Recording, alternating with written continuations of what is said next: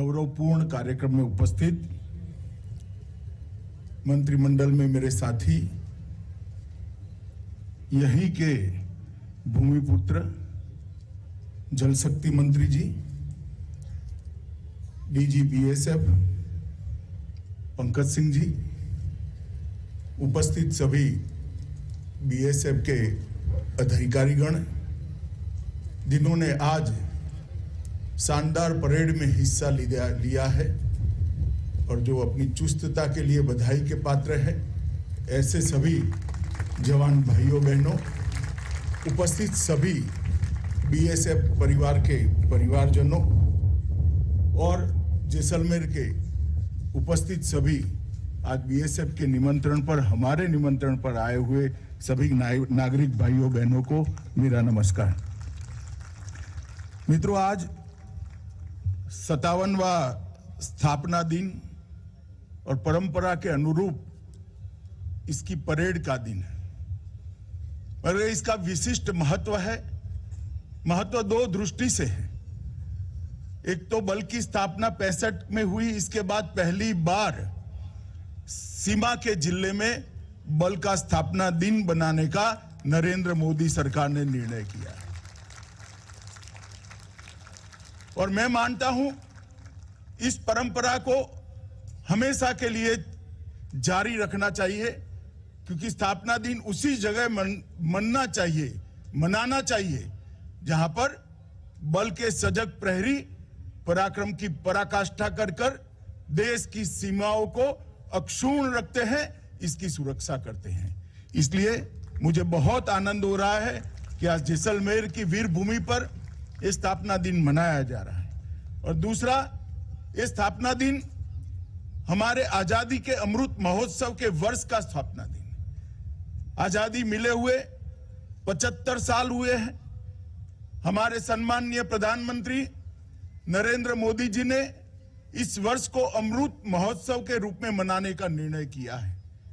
और जब आजादी की शताब्दी होगी, मतलब आज से 25 साल तक जब शताब्दी मनेगी, तो 75 से 25 साल का एक कालखंड अमृत काल के रूप में पूरा देश इसको देखेगा भी और इसके लक्ष्य तय कर मनाने का। आजादी के अमृत काल में यह तय करना है कि 100 साल के बाद जब देश आजाद होगा तब हम कहां खड़े होंगे, हर दृष्टि से, हर क्षेत्र से और अलग अलग डायमेंशन और परिमाणों से हम कहां खड़े होंगे, उसका लक्ष्य तय करने का यह वर्ष है।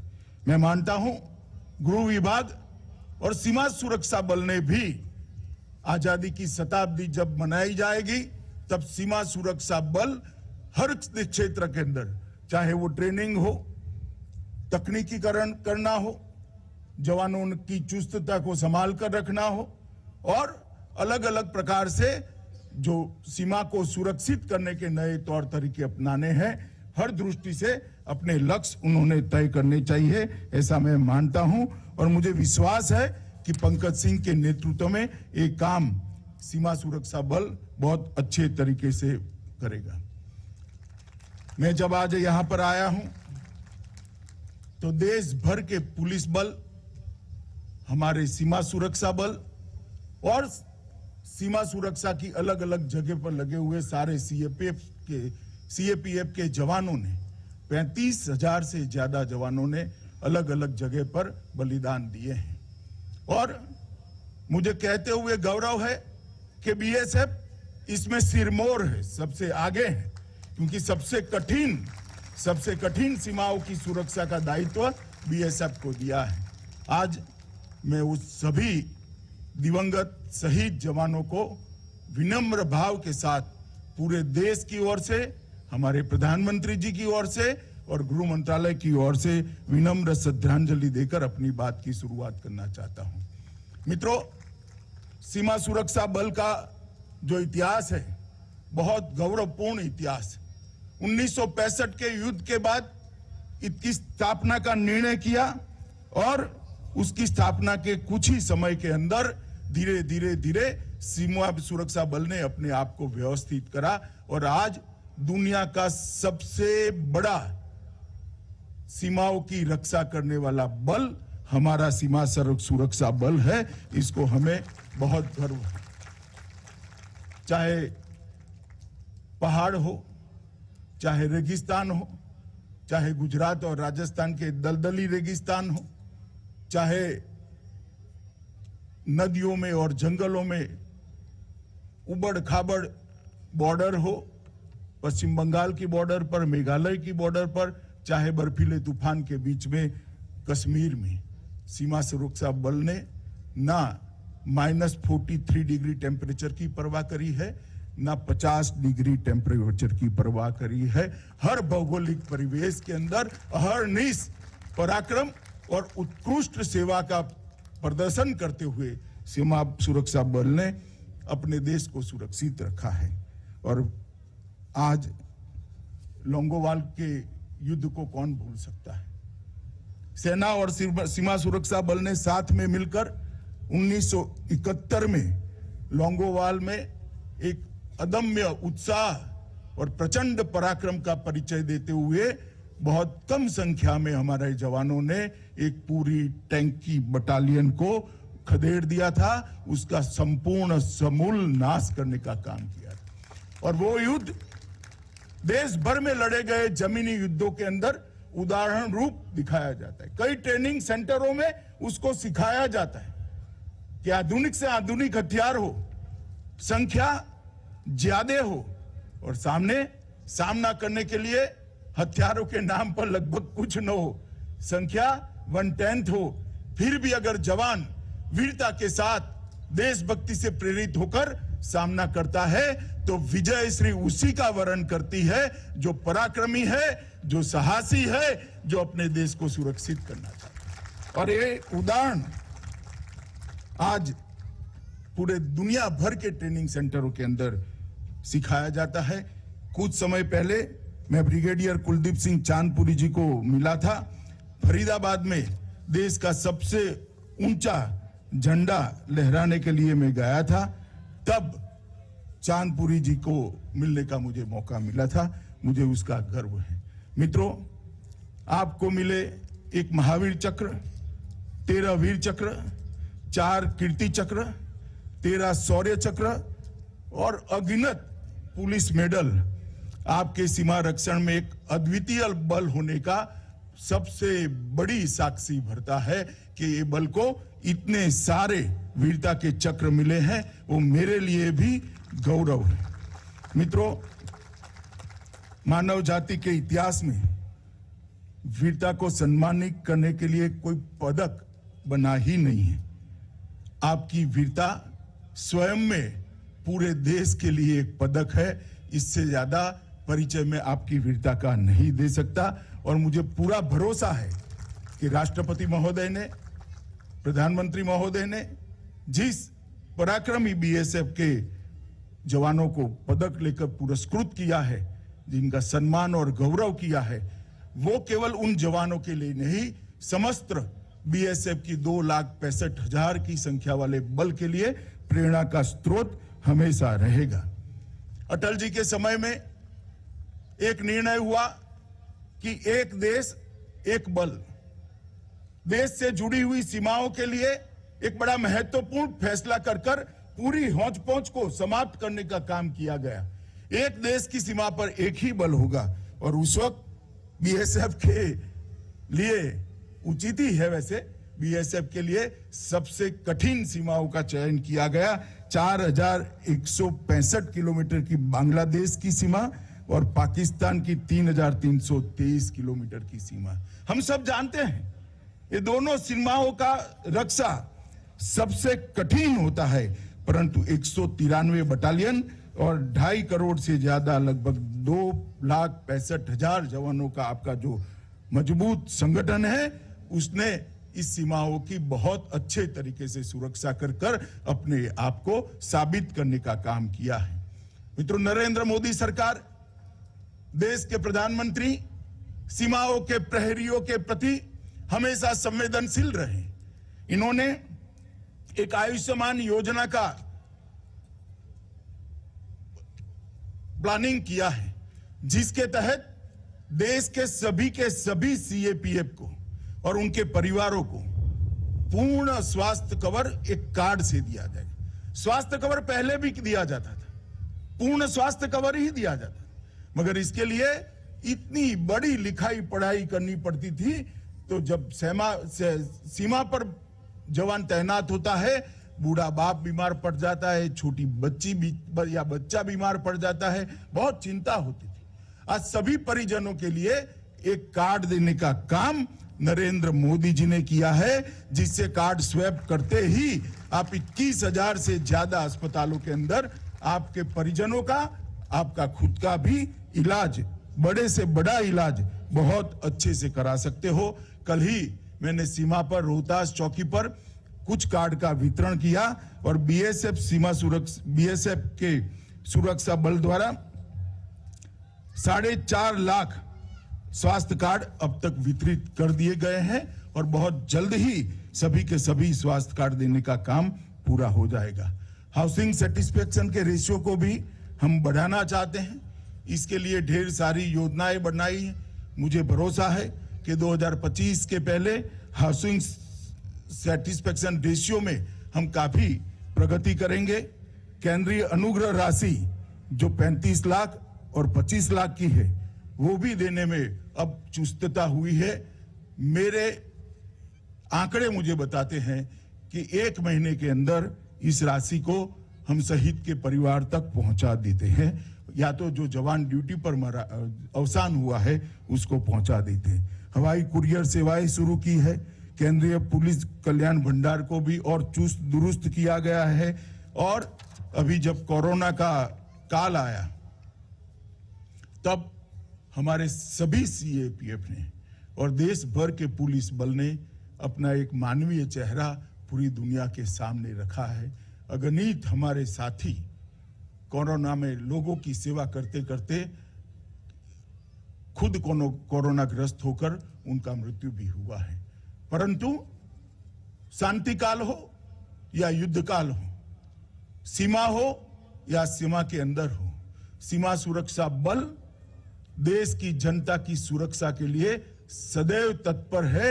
इसका बहुत बड़ा उदाहरण सीमा सुरक्षा बल के जवानों ने पूरा करा है और मैं मानता हूं कि इसको लंबे समय तक देश जब भी कोई महामारी आएगी निश्चित रूप से याद करेगा। दूसरे एक पहलू पर भी मैं ध्यान दिलाना चाहता हूं कि सीमा सुरक्षा बल और हमारे सभी सीएपीएफ के जवानों ने मिलकर 2 साल के अंदर लगभग 2.5 करोड़ वृक्षों को न केवल बोने का काम किया है, वृक्षारोपण किया है, उसको पूर्णतया सुरक्षित करते हुए 100% वृक्ष बड़े हो, इसके लिए भी काम किया। और पहली बार वैज्ञानिक तरीके से सभी सीएपीएफ ने बल के हर जवान को एक एक वृक्ष के साथ जोड़ते हुए ये वृक्ष लगाए हैं। इसकी चिंता भी हो रही है, इसका रखरखाव भी हो रहा है और जो वृक्ष टिक नहीं पाते थे उनको फिर से लगाने का भी एक बहुत बड़ा आयोजन किया है। मैं सीमा सुरक्षा बल के डीजी के माध्यम से सभी सीमा सुरक्षा बल के जवानों को इसके लिए बहुत बहुत बधाई और साधुवाद देना चाहता हूं। मित्रों, मोदी जी के नेतृत्व में 2014 से देश की सीमाओं की सुरक्षा को एक अलग प्रकार की गंभीरता से भारत सरकार ने लिया है और जहां जहां पर भी सीमा पर अतिक्रमण करने का प्रयास हुआ, जहां जहां भी हमारे सीमा सुरक्षा बल या कोई सीएपीएफ के जवान पर घात करने का प्रयास हुआ, हमने तुरंत ही जवाबी कार्यवाही की है और हमारे जवान और हमारी सीमा दोनों को कोई हल्के से नहीं ले सकता। इसका उदाहरण भारत ने हमेशा पूरा करने का प्रयास किया है। जब उरी में हमला हुआ, पुलवामा में हमला हुआ और उसी वक्त भारत सरकार ने मोदी जी के नेतृत्व में एक मजबूत निर्णय करते हुए एयर स्ट्राइक और सर्जिकल स्ट्राइक कर उसका जो जवाब दिया, इसकी पूरी दुनिया भूरी भूरी प्रशंसा करती है। मित्रों, कोई भी देश तभी प्रगति कर सकता है, कोई भी देश तभी जाकर दुनिया में आगे बढ़ सकता है और कोई भी देश तभी अपनी संस्कृति को पनपा सकता है, फला फूला सकता है, जब वो सुरक्षित हो। और आप देश की सुरक्षा सुनिश्चित करने वाले जवान हैं। पूरा देश आप पर गर्व करता है। और भारत की सरकार के लिए मोदी जी के नेतृत्व में सीमा सुरक्षा का मतलब ही राष्ट्रीय सुरक्षा है। तो आप सदैव ये बात को याद रखिए कि आप सीमा की सुरक्षा कर रहे हैं, इसके साथ साथ पूरे देश को सुरक्षित कर कर दुनिया में अपना स्थान सुनिश्चित करने के लिए एक अच्छा प्लेटफॉर्म देने का काम भी आप कर रहे हैं। वो मुझे आप लोगों को इसलिए बताना है कि ये सीमा सुरक्षा पर की कठिनाइयां ही अपनी भारत माता को पूरे विश्व में सर्वोच्च स्थान पर आरूढ़ित करने के लिए एक प्लेटफॉर्म पूरा करती हैं। मित्रों, हमने कई प्रकार की नई तकनीकों को अपनाया है। पंकज सिंह जी ने अपने अभिभाषण में इसका जिक्र किया है, मैं ज्यादा कहना नहीं चाहता।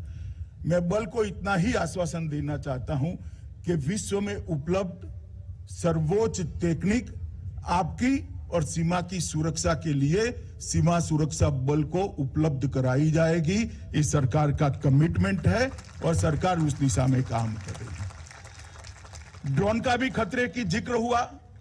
ड्रोन के खतरे को निपटने के लिए, ड्रोन प्रतिरोध प्रणालियां बनाने के लिए सीमा सुरक्षा बल, हमारा एनएसजी और डीआरडीओ तीनों मिलकर प्रयास कर रहे हैं। हमारे वैज्ञानिकों पर मुझे पूरा भरोसा है, कुछ ही समय के अंदर हम स्वदेशी ड्रोन को कंट्रोल करने वाली प्रतिरोध प्रणाली बनाने में सफल होंगे और इसका भी हम तुरंत ही निपटारा करेंगे।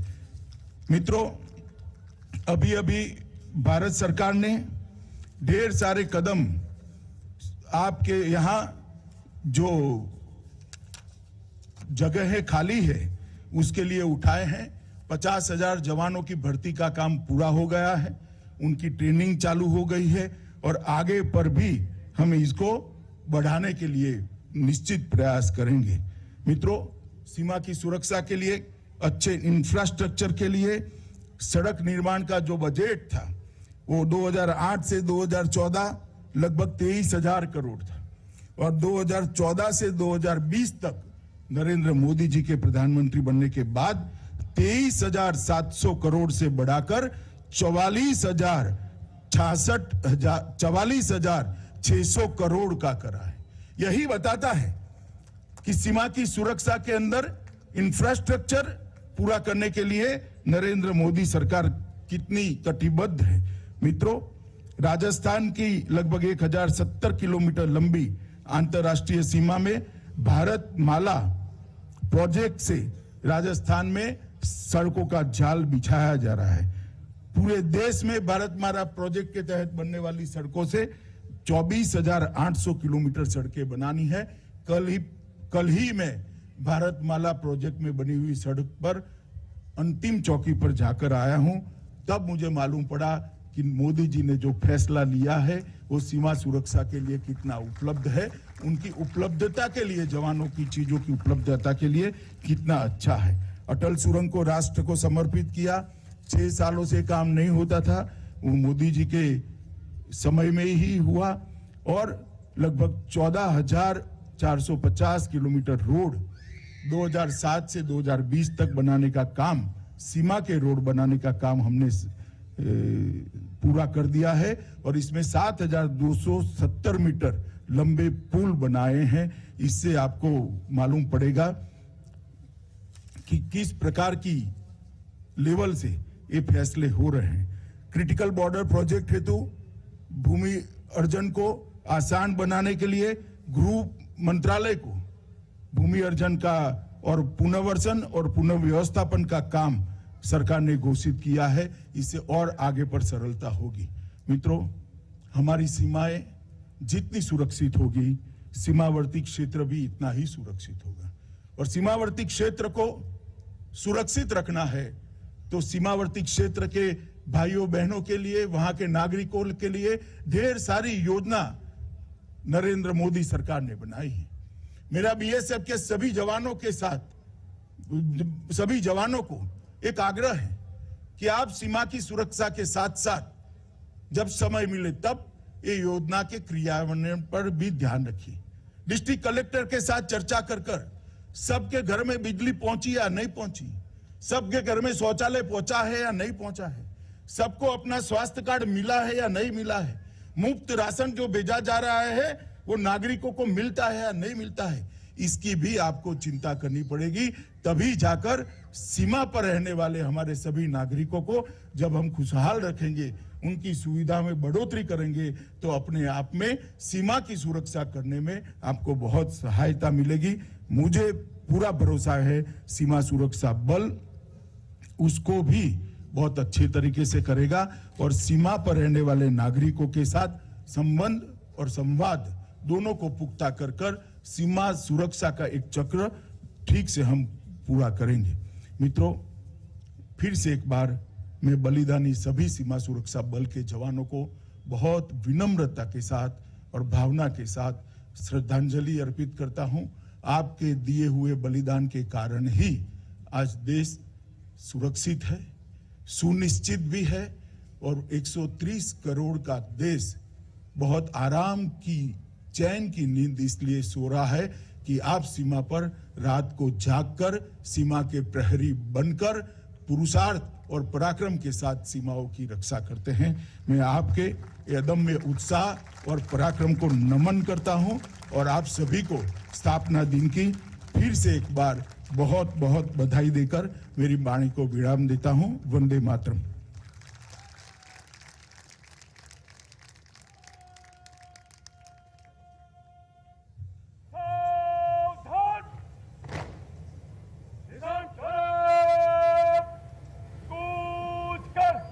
और अब समय है बल के निशान के प्रस्थान। Subscribe to our channel by clicking the subscribe button. Click the bell button and enjoy the latest uploads from our channel.